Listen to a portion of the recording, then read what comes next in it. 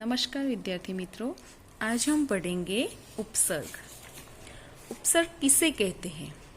तो मूल शब्द के पहले लगने वाले अक्षरों या अक्षर समूहों को उपसर्ग कहते हैं।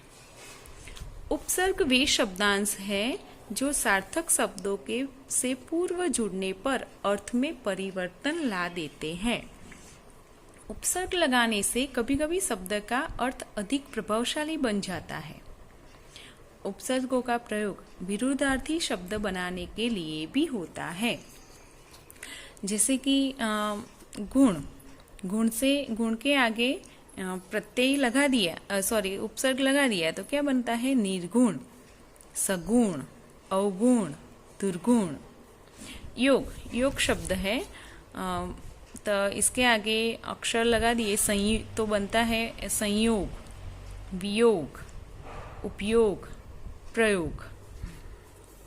देश के आगे उपसर्ग लगाने से बना विदेश, उपदेश, अनुदेश, स्वदेश। तो ऐसे उदाहरणों में गुण, योग और देश शब्दों से पहले कुछ शब्दांश जोड़कर नए शब्द बनाए हैं।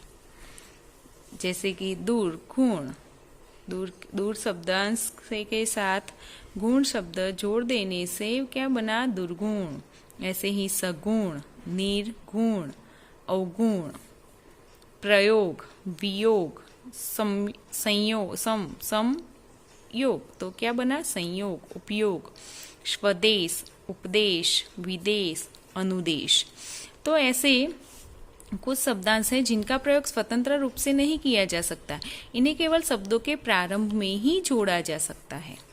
तो ऐसे ही शब्द के प्रारंभ में जुड़ने से ये उनके अर्थ में परिवर्तन ला देते हैं और नए शब्दों का निर्माण करते हैं। तो उपसर्ग वे शब्दांश हैं जो सार्थक शब्दों से पूर्व जोड़ने पर अर्थ में परिवर्तन ला देते हैं। उपसर्ग है अ, जिसका अर्थ होता है कभी नहीं या निषेध। जैसे कि उदाहरण है अज्ञान, अगम, अमर, अछूत, अचूक। अन उपसर्ग का अर्थ होता है नहीं, अभाव, निषेध बताता है। जिसका उदाहरण है अनपढ़, अनहोनी, अनजान, अनमोल।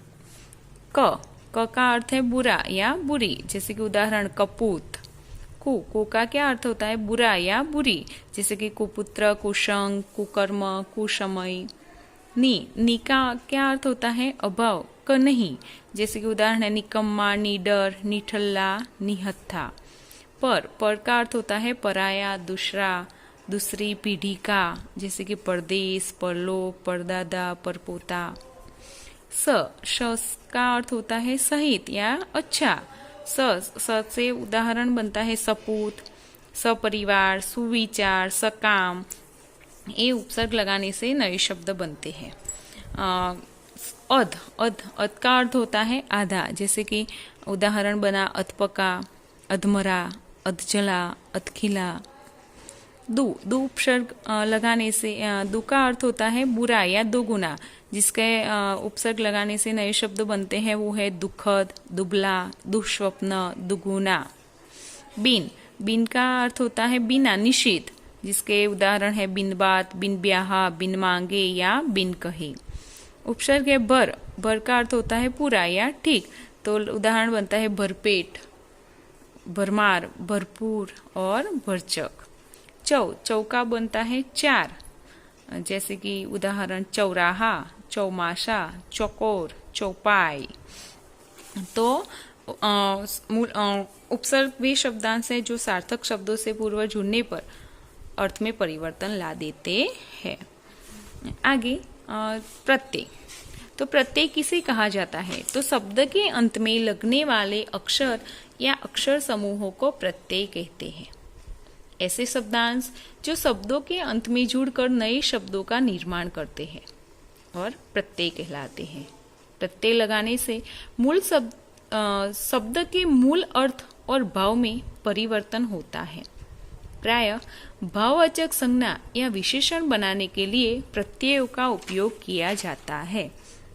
जैसे कि इसमें पढ़िए और समझिए कि लड़ के साथ आई जोड़ने से बनता है लड़ाई। लड़ आका तो क्या बना लड़ाका। चाची ई तो क्या बना चाची। चाचा एरा तो क्या बना चचेरा। दया आलू तो क्या बना दयालु। दयावान तो क्या बना दयावान। तो इन लड़, चाचा तथा दया शब्दों के अंत में जोड़े गए आई, ई, आलू शब्दांश प्रत्यय है। ऐसे शब्दांश जो शब्दों के अंत में जुड़कर नए शब्दों का निर्माण कहते हैं वो प्रत्यय कहलाते हैं। देखिए आगे कि शब्द है चल। चल के साथ प्रत्यय जोड़ा गया ता तो क्या बना चलता। खा, खा शब्द के साथ प्रत्यय या जोड़ने से बना खाया। सुन, सुन शब्द के अंत में कर प्रत्यय जोड़ने से बना सुनकर। पढ़ शब्द है जिससे प्रत्यय जोड़ा गया आई तो क्या बनता है पढ़ाई। खेल, खेल शब्द के अंत में औना प्रत्यय जोड़ने से बना है खिलौना। गाड़ी, गाड़ी शब्द के अंत में वाला वाला प्रत्यय जोड़ने से बनता है गाड़ी वाला। भूख, भूख शब्द के अंत में आ प्रत्यय लगाने से बनता है भूखा। शब्द है लड़का, इसके अंत में पन प्रत्यय लगाने से बनता है लड़कपन।